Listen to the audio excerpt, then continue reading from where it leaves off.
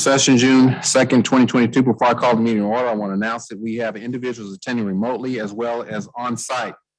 All participants joining by phone should mute their phones when not speaking to avoid background noise. During the meeting, please make sure that you announce yourself by name and title every time you speak so the public that is participating knows who is speaking. This is critical given the number of remote participants and is current guidance from the Kansas Attorney General.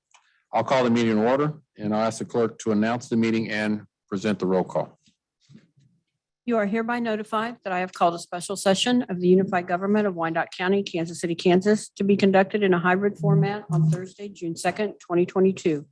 An executive session to discuss litigation and cybersecurity will begin at 5 p.m. in the fifth floor conference room, Municipal Office Building, 701 North 7th Street, immediately followed by a special session for a budget workshop. Roll call. McKiernan. Here. Ramirez. Here. Johnson. Here. King. Here. Markley. Here. Kite. Here. Davis. Here. Bynum. Here.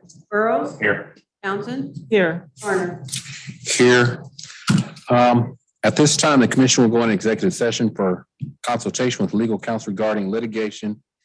And this will be a hard cutoff at 5:30 due to the items that we have moving forward. So do we have a motion to move into executive session? I move that the commission go into executive session until 5:30 p.m. to consult with their attorneys and to discuss confidential matters related to pending claims and litigation as permitted under the Kansas Open Meetings Act, and that staff designated by the county administrator be present to participate in the discussion, and that we reconvene in open session at 5:30 p.m. here in the fifth floor conference room. Second.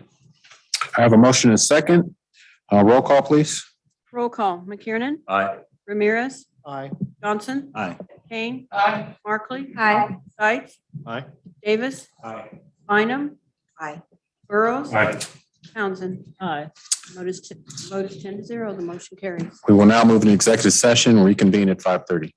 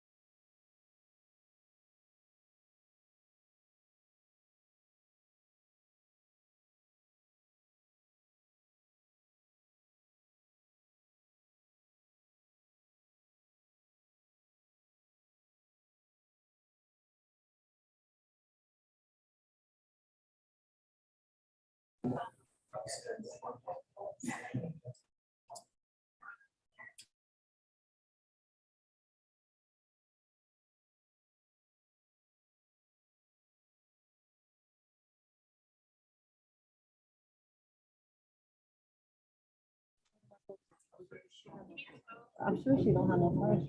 She was emailed out. That's why I'm saying I don't know. You need host?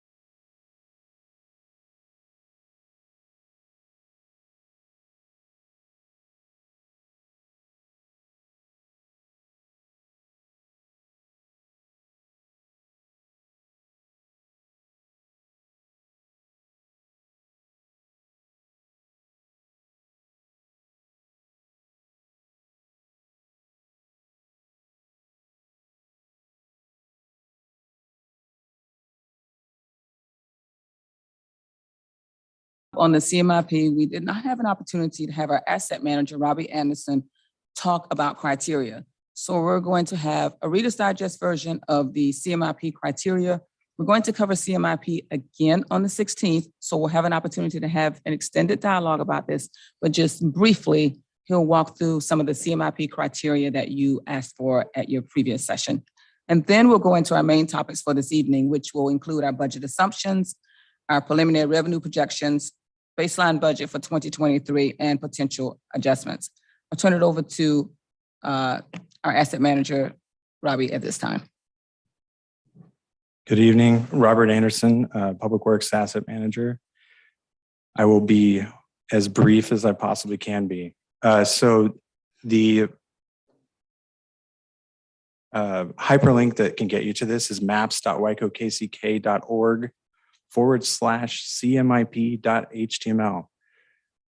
My apologies for reading that. It will be shared with you shortly, I've been told, so that you can have it in an email with a hyperlink. I tried to package all the information that the commission would want. This is kind of started out 3 years ago as an kind of like an additional way for the budget to be drawn visually for you to see where these projects are going to be that you're approving in the budget.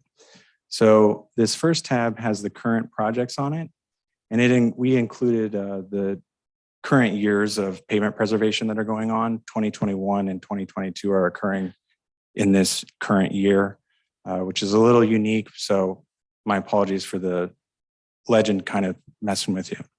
And then the projects are mapped out here. There's a few projects out there. Then we have the 5 years into the future. So this includes information around current pavement preservation plans out into the out years. You can see those years listed here, and then the projects that have been pulled into the budget that relate to infrastructure. And there's specific out years for each year. So we also have a historical record of CMIP projects on this webpage. And obviously this is all interactive. So you can move around and see what projects we've done in the past or currently. And if you click on one of these, it'll give you a little bit of information about the project. We also have a map on here that maps all the requested projects. The requested project source could be you as a commissioner. It could be a community organization, could be engineering, could be the planning department, neighborhood business association. All those have been sources for information. So anytime a project goes to the county engineer, he uses this next tab, which I invite you and everyone out in the audience to fill out. Anyone and everyone is free to put a project into this scoring system. It is a fully open submission process. And those projects, if they make sense for public works space, like, it's a project that exists in the right of way, that project will end up on this request map. And that's what drives the CMIP scoring process, which you can read a little bit more about here. If you want to get into how this process works, it's a data-driven process that uses things like population density by address. We have records of DMV, motor registrations. We have the tax roll that goes to the UG. So we can do things like I'd previously done with Commissioner Bynum, explained how many years it would take her and her neighbors to fund improving the street in front of her house, which I think was 1,000 years. So there's a little bit more information about this. We identify the projects through that submission process. All those projects get mapped, then they get buffered, and then all that data and information around those buffers go into the project scoring. That project score gets ranked. And here's some of that information around, how many people live near a project, how much tax roll is produced near that project at different buffer distances. So that's how this works. It's a truly data-driven, spatial, kind of automated CMIP project selection process. Where does your role fall in this? You outlined the criteria. Over the last 3 years, we've worked together to do this. And those criteria, you have control over how they get weighted in the system. So in the system, you basically are at a mixing console, mixing a band, or you're baking a cake, and you have control over all the knobs. That's your role in this system. So I have outlined here what the current weights are set at. After an engagement process, we recently modified it from the previous weights. So another means in which we're engaging the commission on driving this system.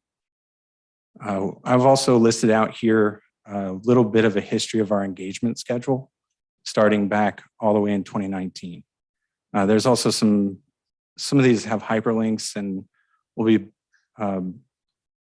enhancing this with more information and links out to videos, YouTube videos of previous presentations on this material. And we really appreciate your willingness to operate with us and help us design this system, and really appreciate your trust in the process. Okay, thank you. If there are no questions, we will. Just one. Do you- You're going to send that link, is that correct? Going to email the link that, Yeah, all right. yes. Before we move on. Commissioner Bynum, you have a question? Thank you, Mayor. Thank you a million times. I hope my standing committee remembers all of the times that you've come to us and talked to us about criteria and had us weigh in. And again, recently, we've been through this, and it makes me wonder if there is any way for maybe you and us together to take our community survey results. I don't know if they're asking the same questions, but is there any place where the criteria and the survey questions overlap so that we can feed in some of the community requests as well? Not that you need more to do, but I'm just wondering, and I don't know, maybe with your computer expertise, you can do that in, a couple hours. But just asking, I'm just asking. Yeah, I appreciate the idea.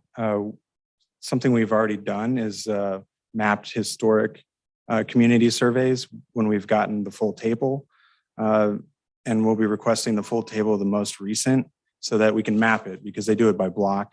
And when we map that to the block, then we can look at those metrics from the community. And in a similar report like this, we can pull on the survey to help fill in information here to say, like it has consistently been, streets is number one. And we can definitely add some detail and some context in relation to the community survey on these reports.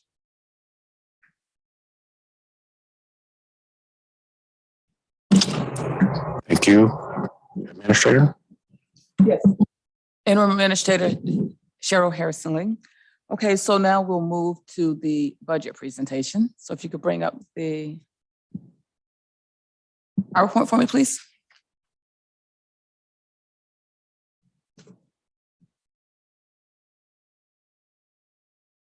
Okay, so just to recap again, our topics tonight, we will be talking about the budget assumptions, the preliminary revenue projections, the baseline budget for 2023, and potential adjustments. The information that we'll cover tonight will also inform the process as we continue to move forward. First, I want to cover the guiding principles that we'll be looking at as we develop the budget that will be presented to you in August. Next slide, please. So we'll be incorporating the mayor and commission priorities. We will also be including the community feedback. We will develop a budget that assumes that we will not have a property tax increase, that we will maintain essential services. We want to make sure, Commissioner, did you have a question? Want to make sure that we have a budget that's structurally balanced so that we have expenses that equal the revenues, Our CFO will talk with you a little bit later in the presentation about the budget, some of the historical budgets where we assume that we would move funds from reserves to cover our expenses. And we will be presenting to you a budget that considers investing in our employees. We've heard from you that you'd like to retain our workforce. And so looking at investing in employees as well. Yes, Commissioner. Just real quick, is no property tax increase just another way of saying revenue neutral? Absolutely not. It is not. Okay, No. good. Thank you. Thank you for asking that for clarity. We're just developing a budget that does not assume that we will be increasing the mill rate is what we'll be presenting. Okay, thank you. Okay, so we've talked about what tonight's presentation topics will be. We'll go to the next slide and we'll just briefly look at the budget calendar. We've passed that point of revenue neutral. And so that assumes that our budget adoption, if we were to present a revenue neutral budget, we'd be looking at an earlier adoption because the commission gave guidance on that. Previously, we are now looking at an August 25th adoption. Next slide, please. So at our future meetings tonight, we'll look at the estimates and the general fund base budget. At our future meetings, which next meeting will be June 16th, we will hear back from the Kansas Leadership Center from the session that they facilitated. They've also had an opportunity to talk with each of you individually. So they're gathering that feedback and Mr. O'Malley will be reporting on what individually you've provided to him. We'll also have an opportunity to present the results of the dot talks and the budget simulator and the community survey. So we'll look at all of those community outreach activities and present that to you as well. We'll have an additional discussion on the CMIP priorities. And as you are aware, we also need to look at our stormwater projects and our stormwater fee and have some additional discussion on that. The next slide.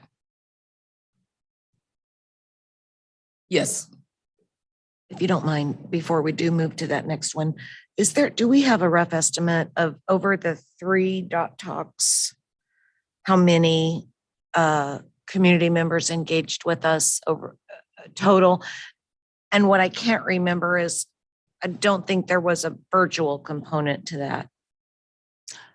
Let me see, Ashley Hand, do you have an estimate of how many attendees we've had over those 3 meetings? Give us just a minute. That's okay.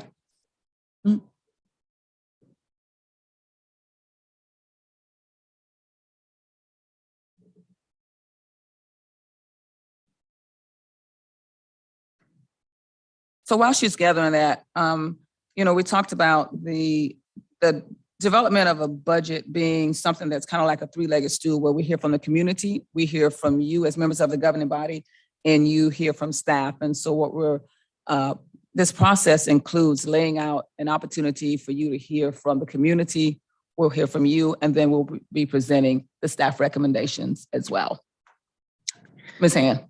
Hi there. Thank you, commissioners. Ashley Hand, Director of Strategic Communications. We had about 60 attendees on the in-person events over the course of the 3 different sessions.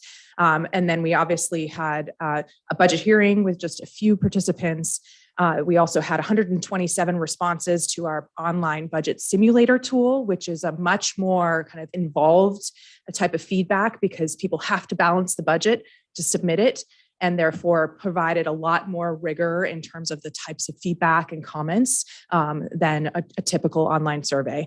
And then there are several other channels that we use to glean input, which we will be sharing with you very soon.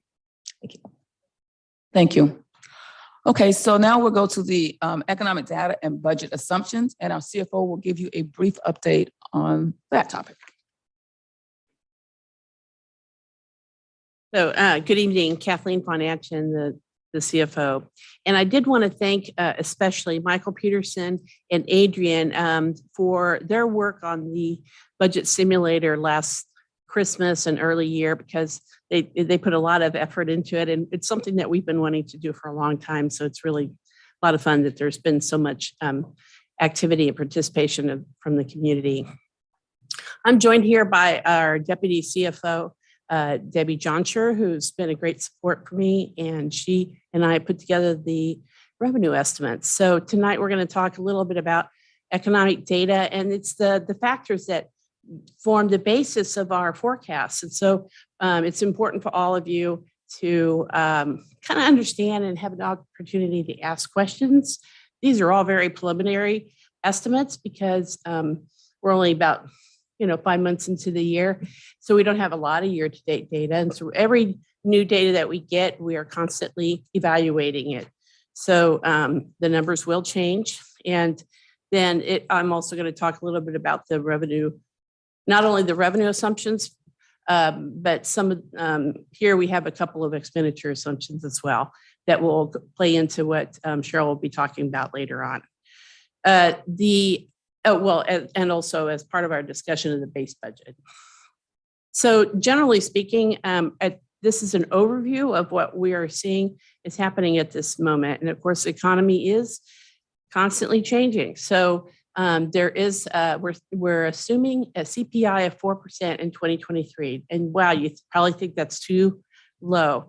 But all the economists that have been surveyed recently indicate that with the federal changes or the Fed's changes by increasing interest rates, that it's going to have a good effect on the inflation rate and bring it down.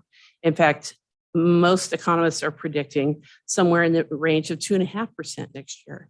I'm going to say 4. Let's just to be conservative. We are expecting jobs to recover in 2022 and then grow by 1%, recover back to pre-pandemic levels, and then grow by 1% thereafter. Unemployment is estimated at 4% for 2023. That's pretty conservative because right now we're in the 3% level. Who's that unemployment for, national or is that local? That's for us, local. Yeah. So it's bumped up just like 0.5% from where it is now, mainly because maybe the impact on interest rates may stifle some economic growth. The assessed value estimate at the moment is 12.3 or 4%, 12.3 in 2023. Now that I talk about it later, but that includes the preliminary estimates that the appraiser gave me in March, which were very similar to the numbers he gave me yesterday. And yesterday's numbers, I decided to stay with what he gave me in March because we're still waiting on our UG clerk to do her review and adjustments, as well as the state assessed utilities, which don't come. So we won't know that information until June 15th. So very soon. What I saw from the numbers that Matt Willard gave us, our appraiser, is that they're very consistent with what we were looking at for March. So 12% is a good number. But I'll talk about all the revenue estimates here in a moment. Another overview here is that we're projecting a sales tax revenue growth of 3.5% with use tax or compensating use tax, which basically is assessed on deliveries, 4% increase. And these are growth rates from the prior year base. It's not that we're increasing the rates, but only the amount of revenue we're expecting to collect. So consistent with the assessed value, our property tax is estimated to be 12%. It's not, so we're anticipating that delinquency rates will continue to be at their low level. The experience I saw in 2021 is that delinquency rates are falling. They fell by a full percentage point.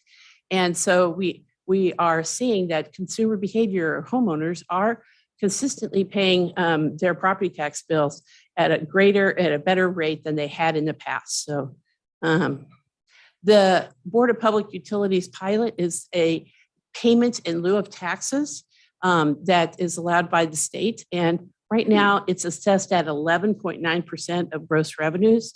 And right now the base budget projection, which is we're providing you a base budget projection solely so that you can have a baseline from which to just have further discussions. So without making any changes to anything, just to see where we are. And so we're just assuming that the rate stays the same in the baseline budget and that it's growing by 1.5%. We've estimated that residential trash fees are increasing by 5.5%, consistent with the contract. We have incorporated salary increases as obligated by our labor contracts currently, and it does include an amount that we anticipate will be proceeding with on the fire once the fire negotiations is completed. We're anticipating health benefits and retirements to increase by 7%. Other operating expenditures have been given an CMI, CIP or contractual growth rate.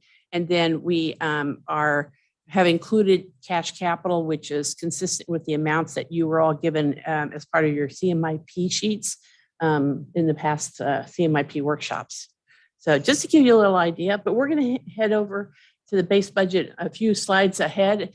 Right now, what we're going to talk about is the past a little bit. I've been asked to show what the actual cash balances. This is a cash basis, not modified accrual, but I've been asked to show the comparison of revenues versus expenditures over the past 5 years. And so that 5 years is 2017 through 2021. These are all actual data. This is not estimates. This is what actually happened. And so unfortunately, that slide, someone took out all the numbers at the bottom, so I'm not able to see what the figures. But but as you can see, bottom line, this is the city general fund. All of the years except for in 2020, the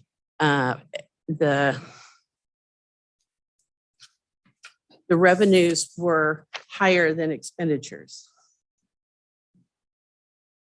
Expenditures is the red line. Oh, here, I got it right here.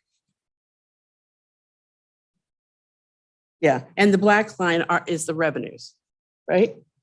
And except during the pandemic year of 2020. Oh, wait a minute, what happened?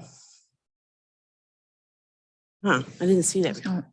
All right, so you can see it right here on this line right here, this line, it says the variance. That's the net margin. That's the difference between revenues and expenditures. And you can see that it's a positive figure until we get to the pandemic year. And then this number jumps up by $8 million. That's because that's when we started depositing ARPA funds, which we didn't spend clearly. Okay. The next slide is the county general fund. It's a little bit more volatile. And so back in 17, it had a positive net fund balance of $6 million. And then it was nearly zero or a little less than 300,000 below or in the deficit. And that deficit continued in 2019. But then in 2020, it outperformed itself even during the pandemic. And then again, in 2021. I'm going to move on here, and we're going to move right into the revenues because there's a lot of revenues to go over. And of course, when we do revenue estimates, it is a very time-consuming process that involves a number of people, including my team here, Elise Villarreal in my debt coordinator. She also does a lot of analysis for me, of course, Debbie. And Mike Grimm, who is our research manager. We also do a lot of research in various economic sources to refer to. But the most important thing we use is historic trend analysis. We have a lot of data available to us, especially vendor data by month for the past 20 years. And all of that data, of course, would be super useful once because right now we're just doing spreadsheets, but to link it into our new Workday product that we are right now implementing will greatly enhance our ability to analyze data.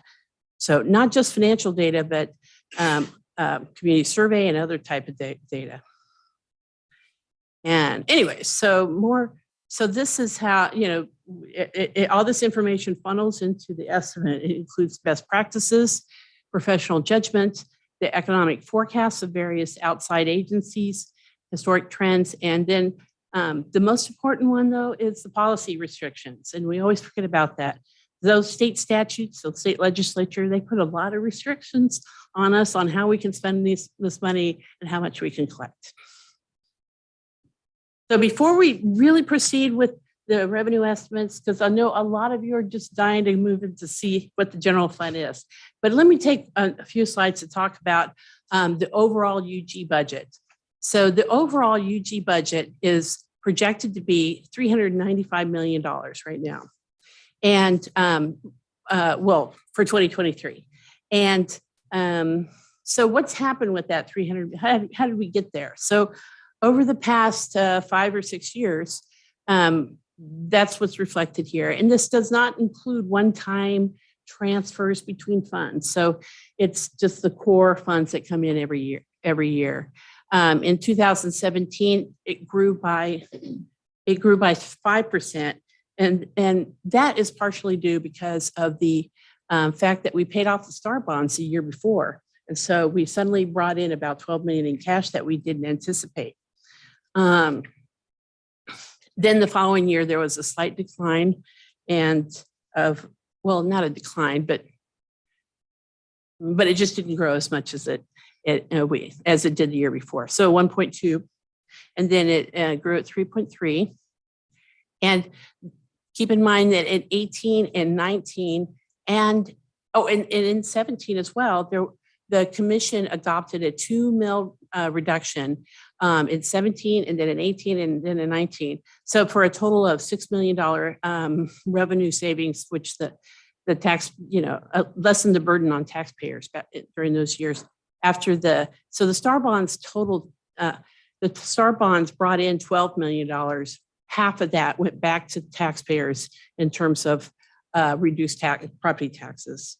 Now you can see that big dive in the revenues that took place in 2020, and that was overall the whole budget dropped by 2.5%, and then suddenly it jumped way up to 17.8% in 21. And the 21 number jumping up is because of the assistance we received as a result of the American Rescue Plan, or ARPA, Revenue Replacement Program. Then we're projecting it to stay relatively flat in 2022 and then to grow by a modest 3% in 2023. Any questions there? Brings back a lot of memories, right? Commissioner Stites, District 7. So on the 2018, 19, and 17, 18, and 19, when there was a 2 mil drop, was that on the city side or the county side? It was on the city side. Okay, so it didn't affect the taxpayers out in Bonner Springs or Edwardsville on their property taxes. And also on the $12 million STAR bond payoff early. And I remember for many, many years that we always talked about, as soon as these STAR bonds pay off, you're going to see tax relief. As soon as these STAR bonds pay off, we're going to see tax relief. And then when did the $12 million get paid off? December of 2016. So 16, but that only affected the city mill levy and not the county. I just wanted to make that point that it didn't affect Bonner Springs or Edwardsville. Yeah, that's correct. It did. All right. So now I can take as much time or as little time as you'd like on these two next slides. These are slides for all the UG, all funds, that whole $395 million. And I've provided 2 actual years and then the revised estimate for 2022, which is the year we're in, of course, and then a projection for 2023. And the reason I gave you 4 years is order to kind of give you a little bit of context of what's occurred. And boy, there has been quite a bit occurring because of the pandemic and its impact on the organizational performance. So These are the largest, I think, these revenues here comprise a good portion of, or I think like 65% of all the 395 million in revenue. So these are the big categories. Sales tax is a big one. It's not the biggest. The biggest is property tax. So, but that's at the bottom of the slide. The sales tax is here because we collect quite a bit in sales tax. And so there's a difference between sales tax and use tax, and they really perform very differently. A lot of times I put them together because they're retail based, but they really do perform very differently between the two. Sales tax is, of course, what you pay when you're at the grocery store or at the Legends, at the parking garage, or at your car repair store, wherever you. So so it did drop in 2020 during the pandemic. It did not drop as much as we anticipated. So, but it did drop by 2% in 2020 compared with 2019. And then it grew by 15% in 2021, which restored the receipts roughly to 13% above what we had in 2019. So it really grew in 21. And so in 2022, it is now anticipated to fall off and just grow by normal levels, which the normal level is around 3 or 4%. And so that's what we are projecting for 2023. And I think there's just a lot of pent up demand between 2020 and 2021. So because if you add those two up, just to add a few notes here. If you add those two up, of course, it's a total of 13%. And if you divide by the 2 years, it represents about 6% per year. So if you average the 2 years together. Now, use tax grew by quite a bit, substantially, as a result of the pandemic. And we're hoping that new consumer delivery preference will continue, at least for our own coffers. Although we still want folks to still go to the Legends and to those other retail outdoor activities in the malls, to enjoy the community that they experience in the malls. Ms. Foundation, there's a question. Mayor, Kathleen, will you help us and the general public understand use taxes? Part B of my question is that I'm seeing within the use tax bubble, 2% growth compared to 19 actuals with greater online sales and home deliveries. I thought that when I order online, the only tax I'm seeing collected is the state's portion. So I guess I'm asking that as a question because that's what I thought I was seeing. And just help us understand use taxes and how and why are they different from sales taxes? Thanks. Yeah, so use tax is actually short for compensating use tax. And it's, even though a lot of transactions happen that are delivered, right? And they're supposed to be assessed a use tax. Sometimes, depending on what gets programmed in the stores, sometimes they'll call it a sales tax, and then it gets categorized that way. So, it's not 100% the data that we get on use tax, but it is basically the use the tax that you pay, and it's based on a point of sale. So, yeah, and I don't know your question about that it shows up like it's from the state. So I'll have to look into that. I guess what I'm saying is if I order $100 worth of stuff, the sales tax line isn't 10.25, $10 and a quarter. It's only $6 and some odd cents. And so I know that it's not including our county and city taxes at that point. And so I'm just curious. Right. Anyway. Well, it is chronically known to be a little lack of compliance in that area. So, but I don't know. We'll have to research that a little bit. We'll talk offline. The one thing though, that you should point out, and of course, these are actuals. This is nearly audited actual. So the auditors have reviewed these things. And it grew by 2% in 2020. We would have thought it would have grown more, but it grew by 33% the next year. And of course, we're not talking about $100 million, you know. We're only expecting to collect about 17 million, which is a lot. Okay. 17 million in 2023. So the percentage growth is a little bit misleading, but it is substantial how much more online sales are taking place.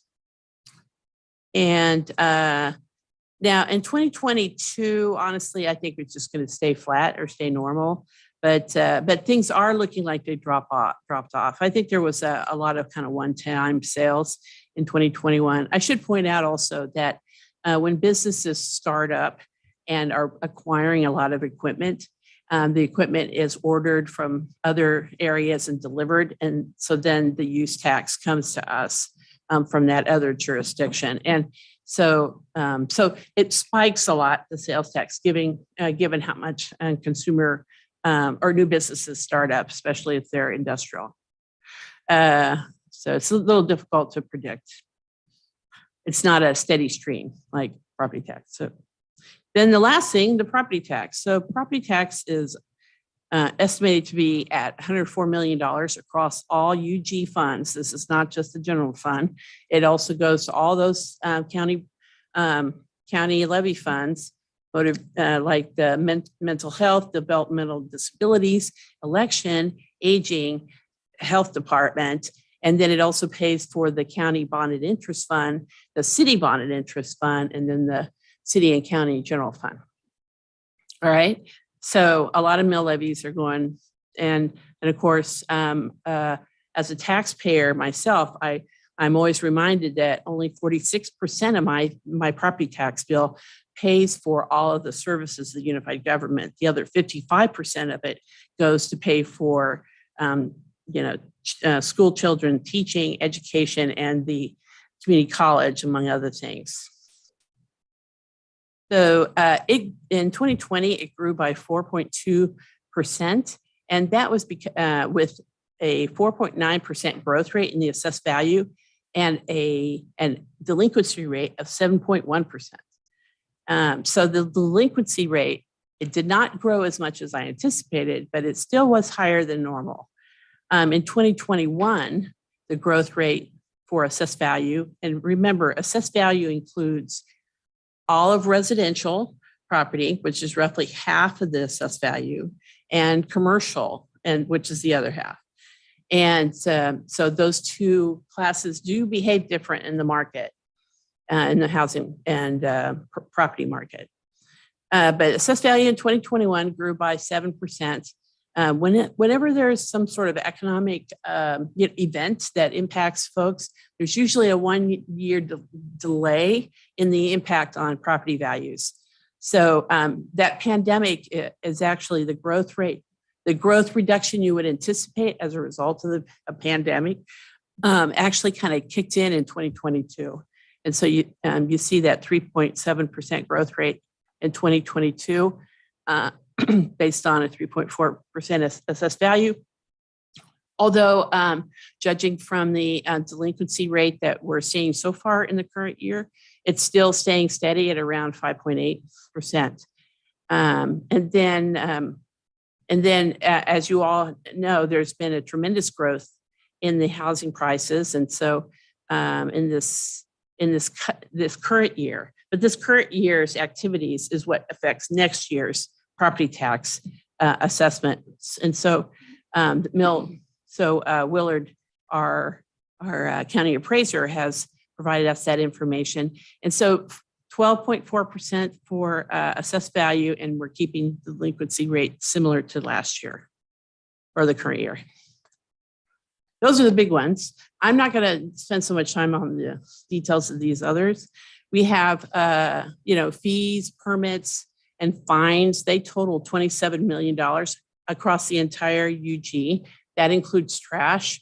It includes sewer, it includes stormwater, it includes the transit. So it's a lot of various fees. And generally they declined in 2020 by 12%. And, but then they've been growing. And this is kind of across many different areas. So, you know, the changes are, you know, varied is my point. The growth rate for the Board of Public Utilities pilot, it collects $35 million of total revenue. It declined by 4.2% during the pandemic because of the closure of a number of industrial and commercial properties.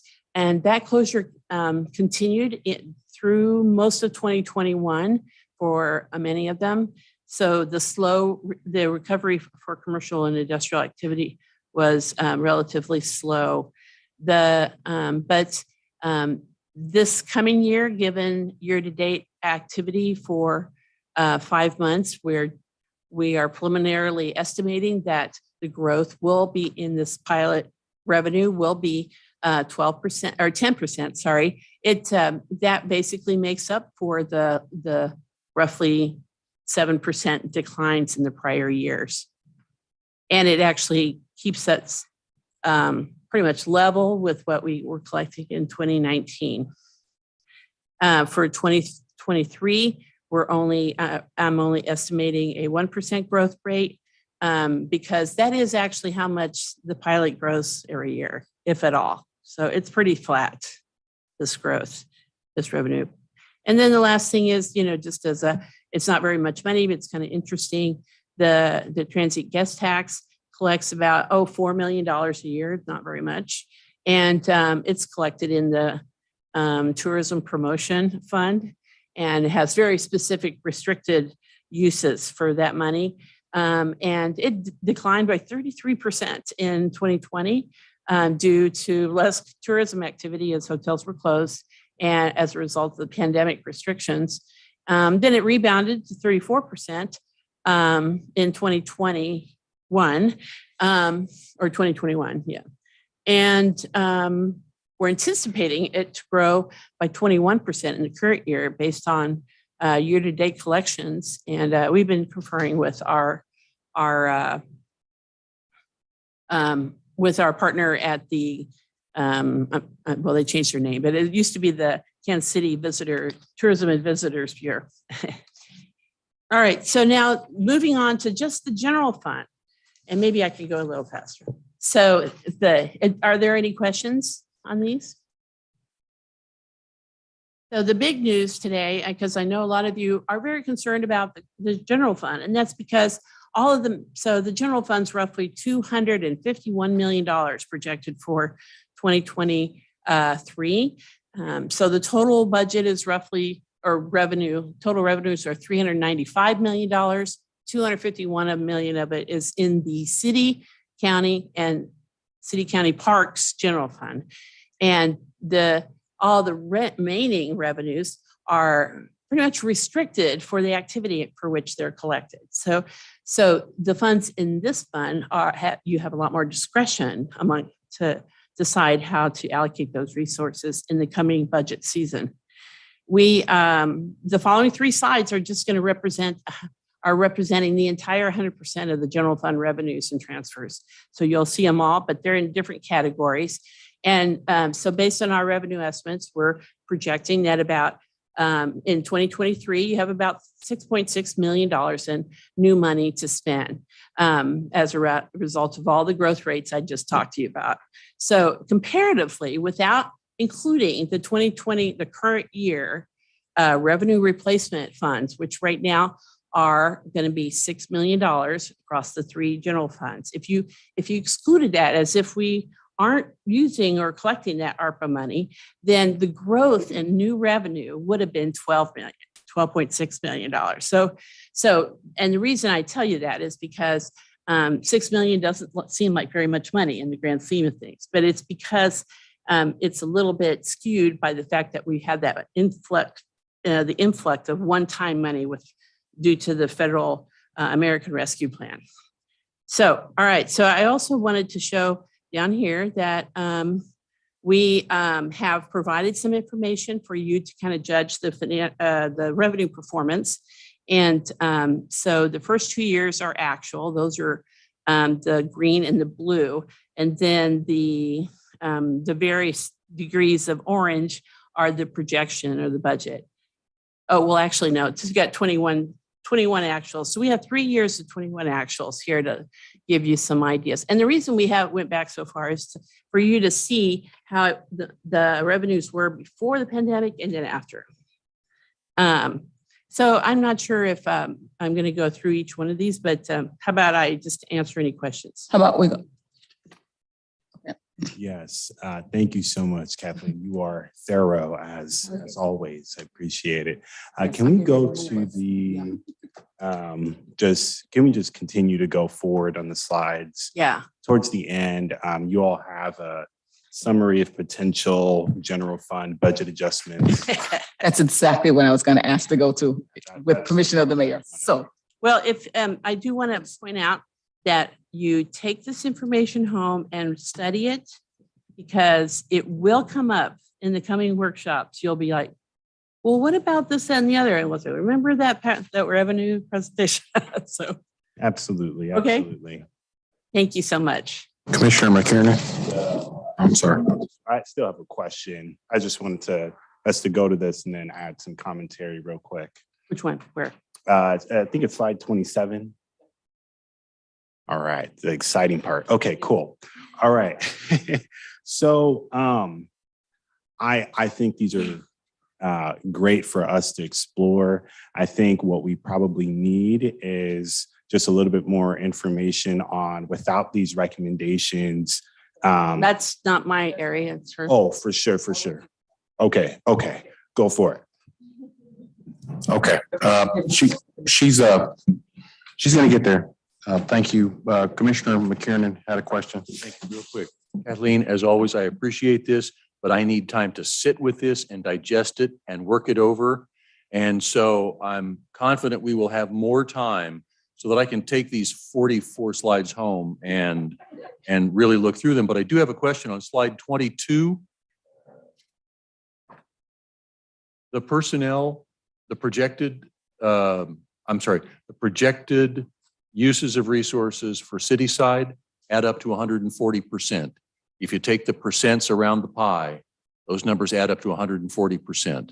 So if somebody could send to me the actual percentage breakdown on the previous slide, everything adds up to 100% city and county side. On the slide 22, everything adds up to 100% on county side expenses. City side is 140. So if you could let me know what that is, that'll be part of my further study. Thank you.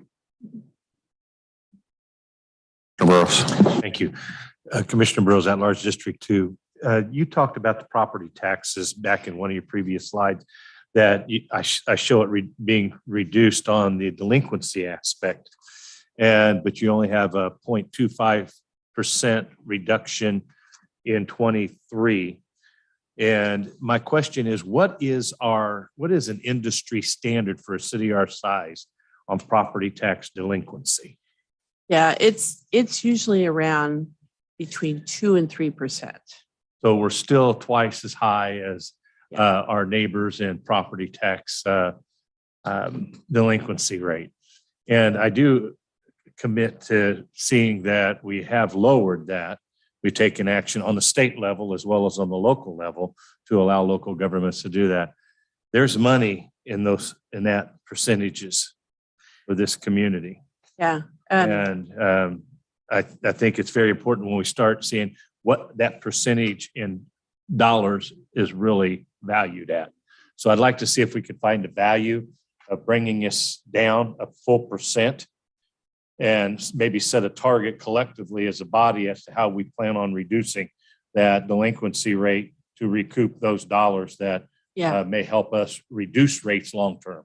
So just so you know, so the delinquency factor I apply is the amount that I expect to collect in that given year's tax year's assessment, right? But if you own a property, you still owe that delinquency amount. So eventually we do collect it. And that's another category of revenue that isn't reflected in that number that's collected and deposited in the respective operating funds. And those collections for delinquencies have been improving also. So, the rates going down, the level of collections for delinquencies, prior year collections is going up. And, but sure, I mean, we're not, the only way the taxes aren't recouped is if we write them off. So. As you are providing that information that Commissioner Burrows has requested, Yeah. could you give us the trend of what's happened over the past 5 years? Because I think that would, in terms of dollar amounts also, because that would tell a great story as well Yeah. of how we've improved and where we're going.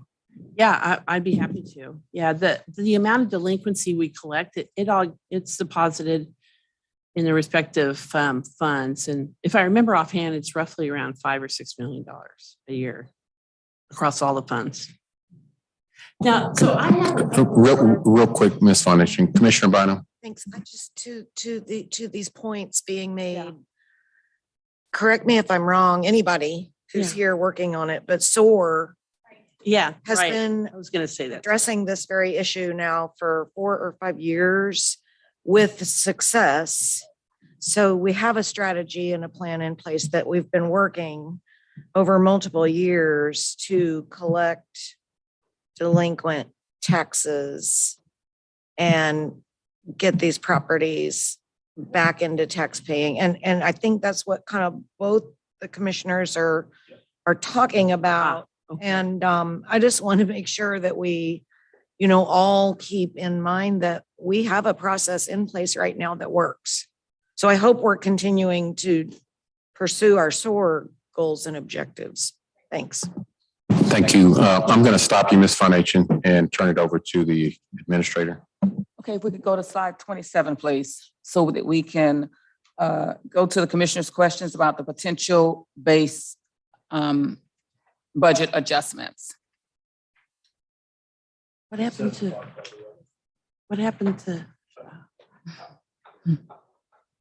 Right. Well, Okay, so I'm just going to quickly walk through some potential adjustments. There have been quite a bit of discussion among the commission about whether or not to reduce the pilot. One adjustment that you may consider would be reducing the pilot. For every 0.5% that you reduce the pilot, the reduction to the general fund would be $1.5 million. So this gives you an opportunity. The way this is developed so that we have a little bit of a cafeteria plan, and you can give some consideration and pick and choose those items that you deem appropriate that should be adjusted. If you were to consider a meal reduction would be 1.4 to the general for the city and 1.6 for the county. Employee retention plan. I heard from the commission that they would like to invest in employees, retain employees. What does that look like? The components that you would look at if you're looking at a employee retention plan, which many organizations, best practices, are now producing for their employees, what they call total rewards. And so if you're looking at that, you're looking at health adjustments, health premiums, looking at your health savings account, looking at funding that at a different level, looking at providing a percentage match to deferred compensation for employees, looking at a pay in class study, not only doing the study, but also looking at how you would implement that. And of course, looking at the COLA for our general fund employees as well. The other item would be organizational efficiencies and changes based on the assessments that are underway. Next month, the consultants will be here to provide you with insight on those assessments. So there may be some items that you would consider implementing as part of those organizational efficiency changes. And then we also heard that you wanted to give some consideration to shifting some of the staffing that you have from the highway gas tax fund to the general fund.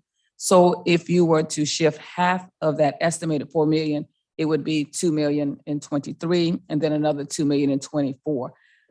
So this gives you some opportunities to consider adjustments to the general fund.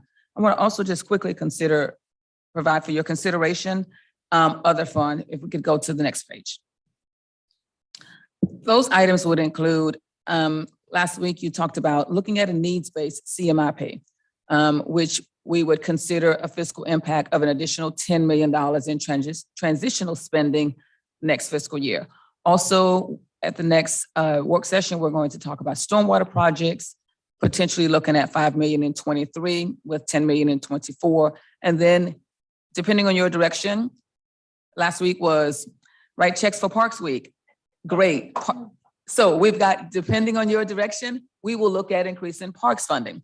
So next steps, what we will be sending to you is our awesome strategic communications department is going to be sending out a survey to get your feedback on some of these items. I am available to give you more detail and discuss them at your leisure and answer questions on them as well.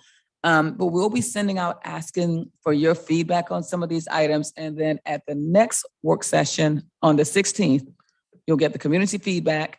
We will have compiled all of the feedback that we've gathered from you, as well as anything that you provide on the 16th. And then we'll talk about CMIP priorities and stormwater. That concludes the presentation, Mayor. Thank you, Commissioner Marley. I just want to say one thing, and that's that I believe Kathleen said that just based on her projections, we have $6 million extra dollars to spend, which is great, but you saw that list, all of those things cost a whole lot more than $6 million.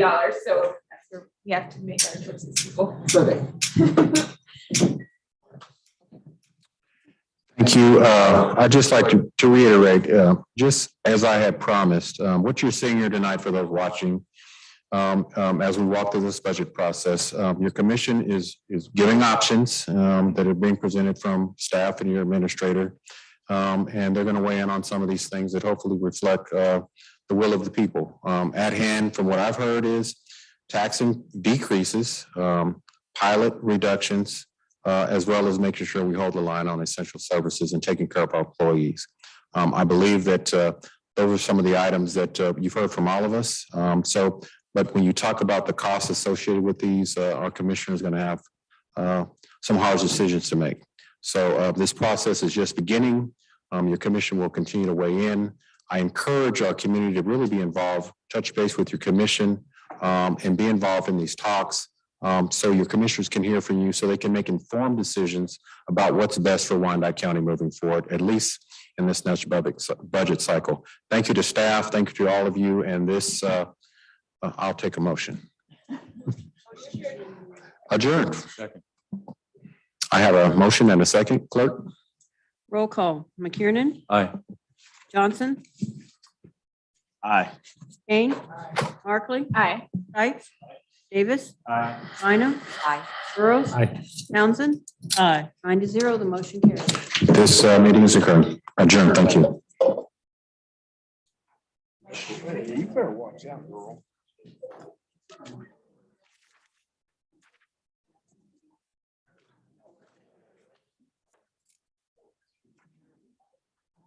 Of